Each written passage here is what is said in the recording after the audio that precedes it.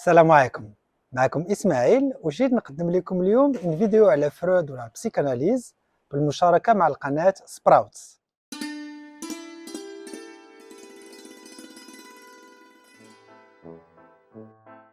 نظرية فرويد للتطور النفسي والجنسي كتقول بأن النضج ديالنا كيتم عبر 5 مراحل حساسة.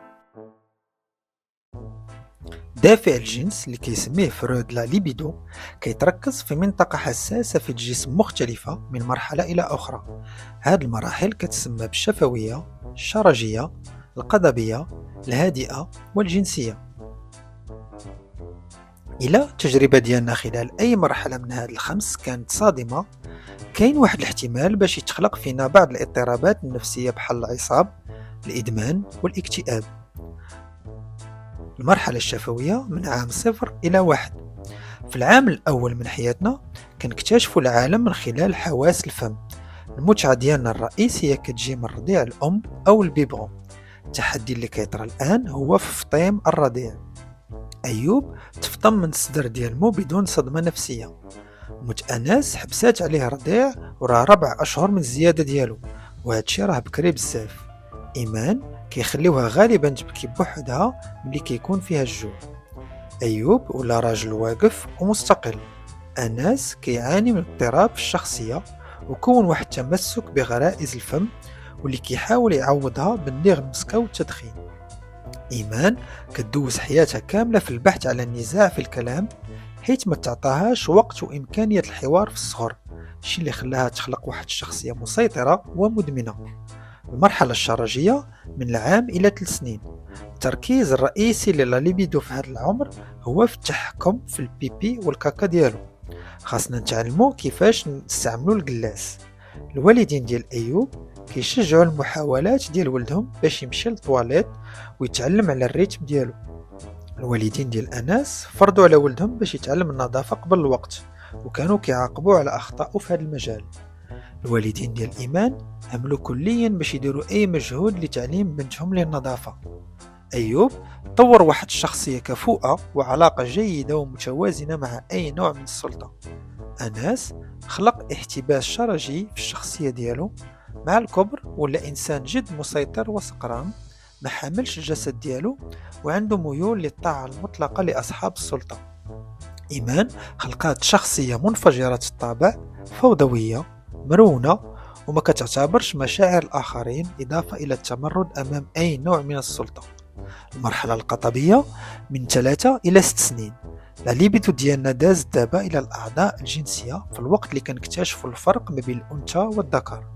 عند الدري الصراع كيتنشأ خلال هذه المرحلة على شكل منافسة مع باه اللي كتسمى كذلك بعقدة أوديب. أيوب وأناس باغين يتملكوا هم ليهم بوحدهم، وكيحلموا بالتخلص من باهم، ولكن كيعرفوا بأن باهم راه قوى منهم وكيخافوا لا يتعاقبوا على هذه الرغبة. كيسمي فرويد هذا الاضطراب بالقلق القطع الجنسي. إيمان كتشعر لأول مرة بالحسد من العضو الذكري، وكتولي تعتقد بأن القضيب هو مفتاح السلطة والهيمنة، وتا هي بغات يكون عندها واحد. الأب ديال أيوب كان جد حاضر خلال هذه المرحلة. مع مرور الوقت استطاع أيوب يفك هذا الصراع باستوعاب تشابهه مع باه.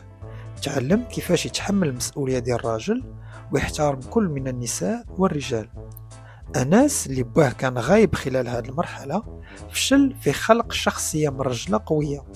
عنده واحد التشبت فايت القياس بالصورة ديال مو، ما واثقش بال100% من الميول الجنسي، وعنده واحد العدوانية نحو النساء، ومحتاج باستمرارية لمنافسة مع باقي الرجال.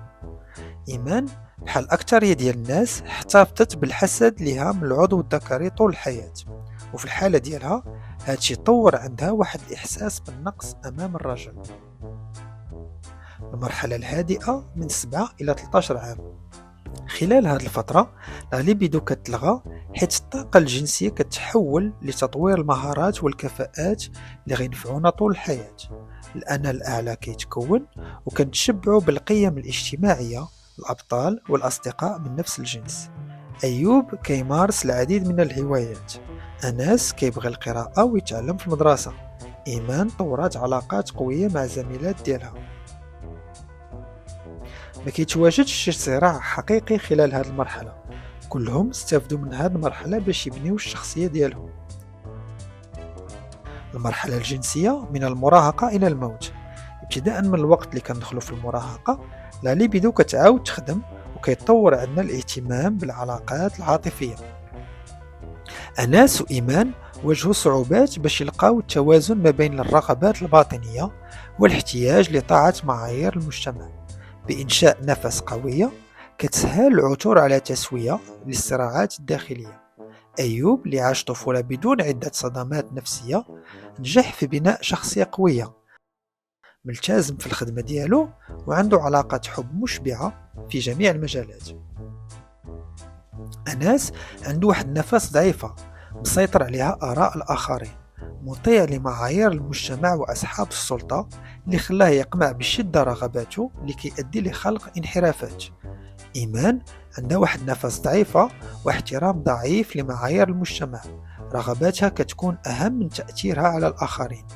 إيمان أنانية وما عندهاش أي شعور بالذنب بعد مخالفة القانون أو إيذاء شخص آخر. باش نفهموا النظرية خاصنا نشوفوا السياق ديال الكتاب المشهور لفرويد العمل على اللاوعي، تعرفوا على العقل الباطن اللي عندنا.